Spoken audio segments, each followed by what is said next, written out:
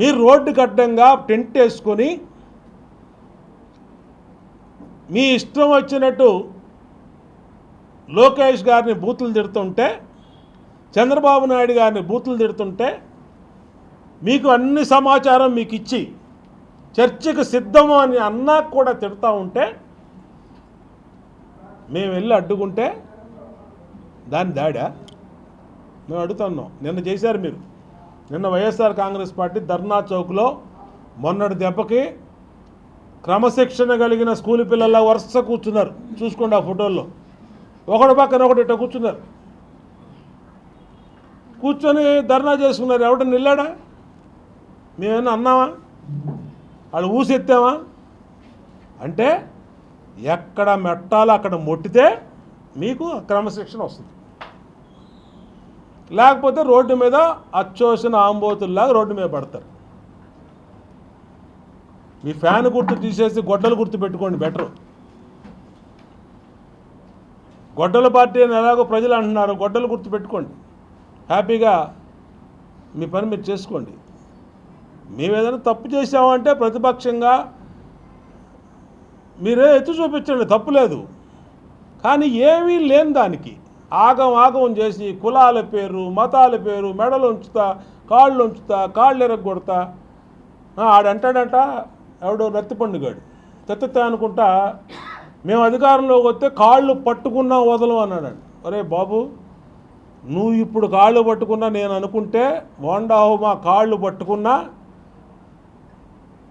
ఒక్క క్షణం పట్టదు నిన్ను వదలకుండా ఉరికిచ్చి ఇచ్చేయటానికి. గుర్తుపెట్టుకో. గుణదలు రావడం మాకు సమస్య కాదు. నువ్వు ఎక్కడ పట్టుకుంటే ఎక్కడ కనబడి పట్టుకోవడం మాకు సమస్య కాదు. మేము అనుకుంటే నువ్వు ఎంతరా, నీ బతుకెంత? నేను రౌడీజం చేశాను. రౌడీజం చేస్తే నువ్వు ఉంటావు, తిరుగుతావు బయట? నువ్వు స్వేచ్ఛగా ఇలాగ వస్తావా? నువ్వు స్వేచ్ఛగా లెన్ని సెంటర్లోకి వచ్చి బోండావమా మెడలో ఉంచని ఉంచుతా అని చెప్పి మళ్ళీ మీరు అక్కడి నుంచి వెళ్తారా? కాబట్టి బోండావమా ఎప్పుడు పద్ధతిగా ఉన్నాడు. మీరే అనవసరంగా కెలికి వాసన చూసుకుంటున్నారు. నేనేదో నా పని నేను చేసుకుంటూ ఇవాళ నా నియోజకవర్గం టాప్ 175 నియోజకవర్గాలు టాప్ 10లో 8th ప్లేస్లో ఉంది నా నియోజకవర్గం. ప్రజల సమస్యలు పరిష్కరించడంలో కానీ, వచ్చిన గ్రీవెన్స్ని పరిష్కరించడంలో కానీ,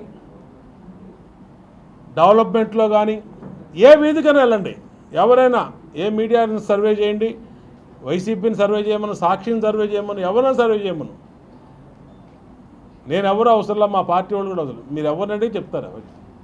ప్రజలకు అందుబాటులో ఉంటున్నాం. పొద్దున్న సాయంత్రం రోజు 24 నెలలు అయింది అధికారంలోకి వచ్చి. డోర్ టు డోర్ తిరగమంటే కాళ్ళు అరిగిపోయేలా తిరుగుతున్నాం. డోర్ టు డోర్ ఒక్క చోట ఎక్కడికి వెళ్ళినా బ్రహ్మరథం పడుతున్నారు ఆరతలు ఇచ్చి. అలాంటిది మా ప్రభుత్వం మీద వీళ్ళు మాట్లాడతారు, బోండావమా మీద మాట్లాడతారు, నారా లోకేష్ మీద మాట్లాడతారు, చంద్రబాబు నాయుడు గారిని తిడతారు. ఏంటి పద్ధతి? కాబట్టి ఇవాళ మళ్ళీ మీడియా సమావేశం పెట్టాం. ఈ మీడియా సమావేశం సాక్షిగా నేను చెప్తున్నా, మీరు హద్దు మీరవాకండి, పరిధిలో ఉండండి. మీకు రాజ్యాంగం చట్టం కల్పించినటువంటి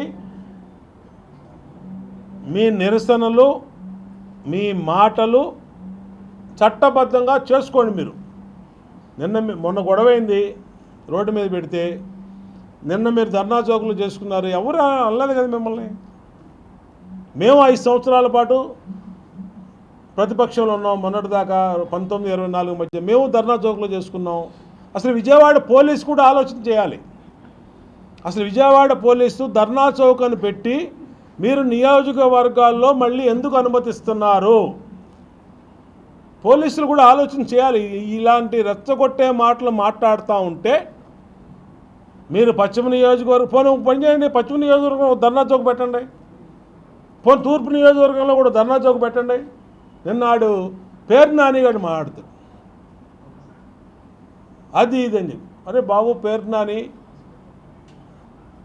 పేదల బియ్యంతో కొట్టేసిన కేసులో వేర్ హౌస్లో కొట్టేసిన కేసులో బయటపడితే 50 కోట్లు నువ్వు గవర్నమెంట్కి రిటర్న్ కట్టి పెళ్ళాన్ని తీసుకొని పారిపోయి మా పార్టీలో ఒక పెద్ద నాయకుడి దగ్గరికి వచ్చి, మావయ్య తప్పు అయిపోయింది, నన్ను రక్షించి మావయ్య, ఇదిగో మీ కోడల్ని జైల్లో పెడుతున్నారు మావయ్య అంటే ఆయన ఏదో కొంచెం ఉదాసీనంగా వదిలేస్తే మీడియాలో కూడా వచ్చింది.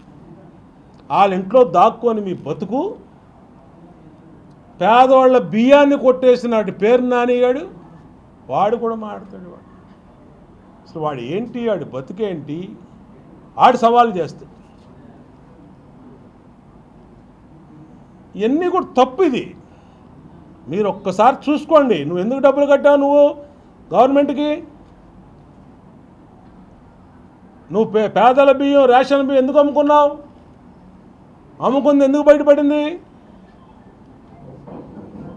మీ పెళ్ళాలు తీసుకుని ఎందుకు దాచేసావు? మేము మాట్లాడలేమా? మాకు తెలీదా? నోటికొచ్చినట్టు మాట్లాడతావా?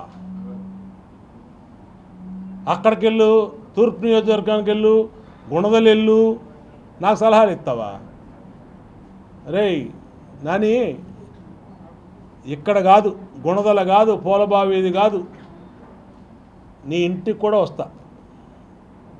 పిచ్చి పిచ్చి మాటలు మాట్లాడితే బందరు కూడా వస్తా. కాబట్టి అనవసరంగా రెచ్చగొట్టే మాటలు మాడవాకండి. మాటలు అందరికీ వచ్చు.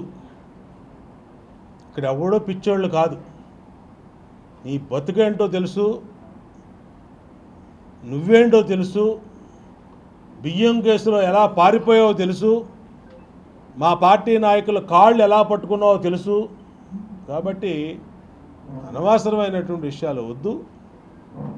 మేము ప్రజాస్వామ్యబద్ధంగా మిమ్మల్ని, మీరు చేసుకునే నిరసనల్ని, మీరు మాట్లాడితే మాటల్ని మామూలుగా మాట్లాడితే మేము ఎవ్వరూ మీ జోలికి రాం. మీరు ఇట్లా పిచ్చి పిచ్చిగా మాట్లాడితే మాత్రం ఎక్కడైనా, ఈసారి ఇప్పుడు సెంట్రల్ నియోజకవర్గం వరకే మొన్న చెప్పా, ఈసారి ఎక్కడికైనా వస్తాం, ఎక్కడైనా సరే అడ్డుకుంటాం, మిమ్మల్ని గుర్తుపెట్టుకోండి. హెచ్చరిస్తూ ఉన్నా, దయచేసి ఈజీగా తీసుకోవద్దని కూడా కోరుతాం.